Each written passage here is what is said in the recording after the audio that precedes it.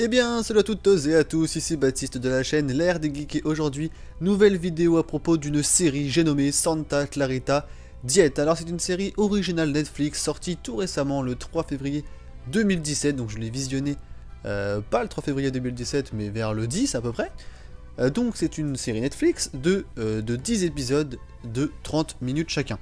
Alors déjà, pour ceux qui connaissent, et pour ceux qui ont vu la vidéo que j'ai fait sur la chaîne il n'y a pas très longtemps, cette série ressemble beaucoup à HVS Evil Dead. Pourquoi Donc certes c'est moins Evil, cette série là, parce que tout se passe dans une cité, enfin c'est pas une cité, vous connaissez Desperate Housewives, et bah ça se passe dans un truc comme ça, dans le même endroit, je trouve pas le nom là, une résidence, voilà, ça se passe dans une résidence américaine, donc il y a les voisins, tout se passe bien, la pelouse est tondue nickel, les maisons sont propres, les volets sont blancs, enfin bref c'est des trucs parfaits quoi, à l'américaine.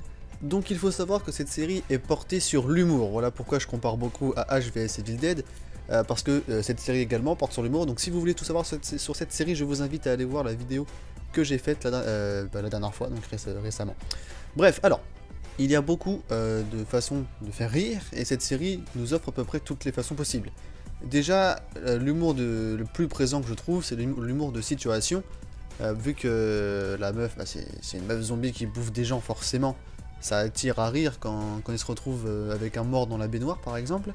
Ensuite il y a aussi beaucoup d'humour de parole, hein, donc je pense qu'il y a un nom spécifique à cet humour, mais je vous avoue que je me rappelle plus.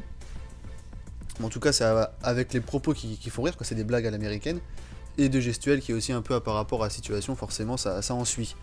Donc c'est une nouvelle sorte, donc cette série c'est quoi? C'est parce que ça offre une nouvelle sorte de zombie. Oui, donc dans l'histoire, la femme de l'histoire, ça devient une zombie, mais c'est pas une zombie en mode elle marche lentement, elle se décompose, enfin ça si, bref. Donc cette série nous offre une nouvelle sorte de zombie, et oui. On connaît tous Walking Dead, on connaît tous Shaun of the Dead, on connaît tous d'autres exemples, vite, vous êtes pas vite là, je sais pas. On connaît tous Walking Dead, on connaît tous Shaun of the Dead, on connaît tous la nuit des morts vivants, je le connais pas, mais je sais ce que c'est. Voilà, on connaît à peu près tous les zombies, World War Z, tout ça. Et bah cette série-là nous offre une nouvelle sorte, c'est-à-dire qu'elle sait que c'est un zombie, elle sait que la personne est morte, mais alors elle vit très bien, elle parle, elle rigole, elle a un esprit, enfin bref, c'est comme si c'était une humaine, comme tout le monde, sauf qu'elle a envie de se nourrir et qu'elle a envie de se nourrir d'hommes, d'humains. Et donc c'est ça qui offre vraiment de l'humour à cette série. Parce que du coup, le mari amoureux, il rentre dans son jeu, enfin non, voilà, il a envie de rester avec sa femme, et du coup, bah, ils vont se mettre à tuer des gens tous les deux. Et il faut savoir qu'ils ont une fille aussi, du coup ça crée des conflits, enfin bref, c'est assez rigolo.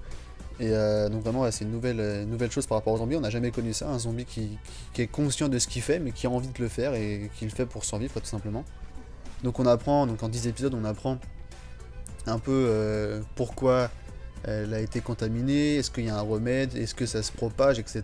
Tout ça, bon, de toute façon, tout ça, je vous laisse découvrir, je ne vais pas vous spoiler, mais pour la petite histoire, il y a une saison 2, voilà.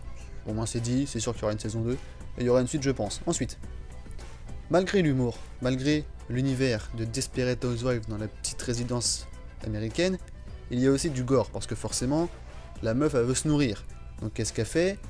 Elle prend des hommes, elle les met allongés, vous avez l'image en tête, elle les allonge par terre, et elle les graille, voilà. Hop, coupe les jambes, les oreilles, les pieds, les testicules, il parle beaucoup de ça aussi, c'est important. Et donc elle les découpe, elle les bouffe.